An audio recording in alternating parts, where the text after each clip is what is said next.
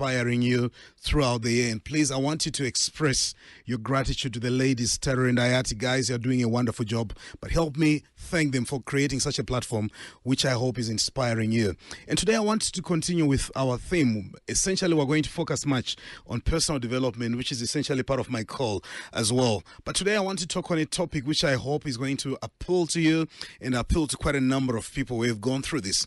I want to talk about discouragement, how to handle discouragement. And I know at some point in time in our lives, we have been discouraged. And I know many people right now, as you're listening to me, you abandoned your dreams because you were discouraged. Some people are even living in regret because they were discouraged from pursuing what they want. But today I want us to talk on how we can turn this around and let it work in your favor. But one thing I want you to notice about discouragement is that it is everywhere. I'm going to talk about that much in detail soon. But I want to open with a story which might appeal to you. And it's a story about some two frogs. You might have heard about it. If you didn't, I'm going to tell you. A group of frogs was traveling through the woods. And as they were traveling, two of them fell into a deep pit. And when the other frogs realized that the two frogs had fallen into the pit, they looked at how deep the pit was. And they started telling the two frogs, guys, this is too deep. You can't jump out. And when the two frogs started jumping, the people were talking. And this is one of the things that I want you to realize. People are always going to talk. And the first frog jumped and realized, goodness, I'm not going anywhere. And people were speaking that it couldn't jump out of the pit. So what did that first frog did?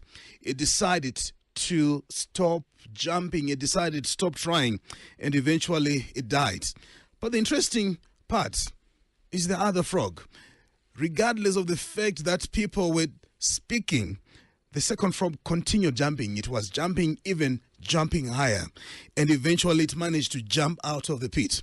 And the other frogs were so stunned and wondered, how did this frog manage to jump out of the pit?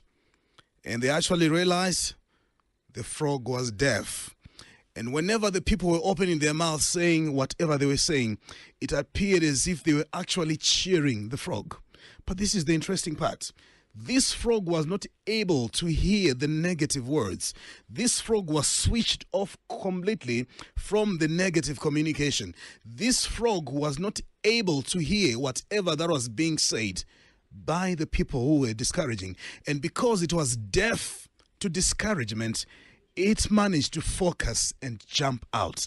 And one of the things that I want to challenge you this morning is to develop the ability whereby you learn to switch off your ear from discouragement. Why? Because discouragement is going to always be there. And discouragement is also going to come from people sometimes you look up to. So what am I saying today? Number one, we want to live in a very practical world where we realize we don't live in an island. We live in a world of people. And these are the people who often discourage us. There's a story which I also encountered, which I hope some of you have met. You know the story of David and Goliath. Much of a celebrated story. But there's an interesting part before the fight itself. You know, David, the young man, approaches Saul and says, no, I want to go and fight this gentleman called Goliath. And what's going to be the reward for the person who is going to defeat Goliath? And when he went to Saul, Saul told David something very interesting. And I want you to read in the New Living Translation. It says, and this is now Saul talking to David, says, don't be ridiculous, Saul replied. There is no way you can fight this Philistine and possibly win. You're only a boy and he has been a man of war since his youth. Interesting. And we know this boy later on managed to score a victory which grown-up men were not able to score. But what's the point? Saul is an influential person who is speaking to David. Saul is saying you are not able to fight. And this is the point that I want you to realize. Number one, the people who discourage you might be people of influence. The people who discourage you might be people who are close to you. That's why you find that David has no experience in war aside from his experiences in the wilderness. And now he's getting to hear expert, put that in quotes, advice from a person who has been fighting for some time, and that's in the form of King Saul. And this is the point that I want you to realize: the experts are not always right. And this is the reason why many people were being limited by what we know. The knowledge that we've accumulated, instead of encouraging us, has limited us. And the point that I want you to realize is: every person has the ability and the potential to discourage you. Discouragers are always going to be there.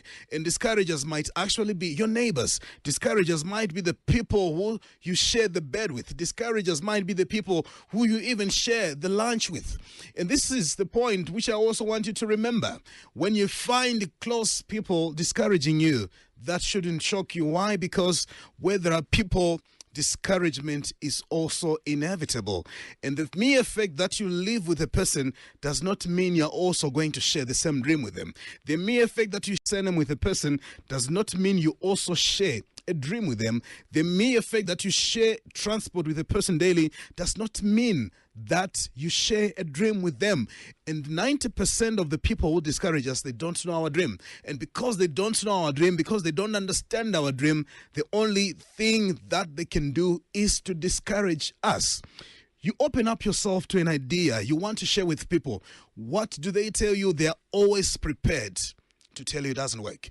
They're always prepared to tell you, we've tried it before, we've done it, but it can't work. And this is the reason why many people are always going to fail in life, because we look for examples of people who failed instead of looking for examples of people who succeeded. And I don't want you to make this mistake which many people make. Don't think everyone believes in you. And the mistake many people make is we think everyone believes in our dream. We think everyone likes our dream. We think everyone is so excited, is so passionate about our dream. But this is the point. Sometimes you have to be passionate about your own dream. Sometimes you have to be energetic about your own dream. Sometimes you have to be willing to take a risk about your own dream. Sometimes you have to be willing to go that extra mile in order for you to achieve the dream. And one of the things which I have noticed in life, every great dream always faces great adversity. Every great dream always faces great challenges. Why? Because there's a greater opportunity awaiting you. There's a greater breakthrough that is awaiting you. But what do you need to do? You want to learn to encourage yourself from the inside. And the mistake many of us were making is we wait to be encouraged from the outside. And sometimes the people who are supposed to encourage us, they don't even have time to do that. And the people who are sometimes supposed to be lifting us, they can't even lift themselves. And this is the reason why you find it's not easy for people to lift you. What am I challenging you? You want to be willing to burn. You want to be willing to keep that fire burning. You must be willing to program yourself to turn a deaf ear to the negative thoughts. You know, there are people who are generally negative. They don't have anything positive to say. And because they're generally negative, because their system is programmed in the negative, whatever that they speak is bound to be in the negative. So what is going to help you? Condition yourself. Work on yourself. Work on being a better person. Work on being strong. Work on realizing that sometimes in life you have to take a solo journey. And you read the story of all the great inventions. It had to be a solo journey. Why? Because people don't want the things that demand much of their time. People want things which are easy. People want things which are instant. And because they want things which are instant and those things don't get to happen, they think everybody doesn't have to try. They think everyone has to settle for average. But this is what I'm challenging you to do this morning. Don't settle for average. The mere fact that something was tried before, it didn't work, does not mean it's not going to work for you. So what am I asking you to do? Believe in your dream. Believe in yourself. Give yourself a chance. You know, many people were willing to disqualify ourselves. We're willing to disqualify our dreams. We are willing to give up simply because somebody said it doesn't work. And where does discouragement come from? I've told you it comes from everywhere, but sometimes it's in our environment. Our own family can tell you, no, we've tried this. It doesn't work. Where does discouragement come from? It also comes from our associations, our family, our friends, the people we invited in our lives. Where does discouragement come from? Sometimes in terms of our associations. That's why some people, they go to church, they share their dream with fellow church people, and the next thing they're told, it can't work. Some people, they go to work, they share a dream with fellow workmates, and they're told it can't work. These are all sources of discouragement. But the greatest source of encouragement, I want you to remind you, is you. If you don't take the level, if you don't take the step of faith to do the very thing that you believe you are supposed to do, your life is always going to be in the same situation. If you don't make sacrifices for your dream, if you don't make sacrifices for your goal, if you don't make sacrifices for your vision, you are not going to move. Why? Because discouragers are there. And one of the things you need to realize about people, they are willing to invest resources in discouraging you more than investing resources in encouraging you. You know, during the time when Thomas Edison was working on the electric bulb, people were making efforts to discover and to research on why an electric bulb will not come. And whenever he was doing something, people were publishing whatever that they wanted. But this is the point that I want you to realize. Discouragement, instead of stopping you, let it push you forward. Discouragement, instead of putting you in an immobile position, let it push you across. One of the things that I like is a statement by Booker T. Washington: a man is not to be measured by the number of medals that he has, but by the number of obstacles he had to overcome before getting to those medals. Every great breakthrough is often laced with great challenges. And one of the challenges, discouragement, because people don't always look and see things the way that they see you. And this is the reason why I'm asking you to give yourself a big yes, to give your future a big yes, to be willing to go that extra mile, to be willing to do what many people are not willing to do. You know, I often share a story of myself writing books. You know, when people saw me writing books on guava paper, they're saying, what are you doing? Who is going to publish your books? Who is going to be reading your books? We've got several books. Why? Because I told you, it's in the DNA of many people to be negative. And when they see something which is not normal, and I've often said, if you want to be great in life, if you want to be big in life, don't be normal, because normal means average. But this is my story. From a guava paper, I've managed to write 12 books. But this is the secret. Number one, I refused to be discouraged. I refused to listen to people saying negative things about me. I refused to give heed of my environment. I chose to give myself a big yes. I've got a U in mathematics at O-level, and all students writing O-level mathematics, please read hard.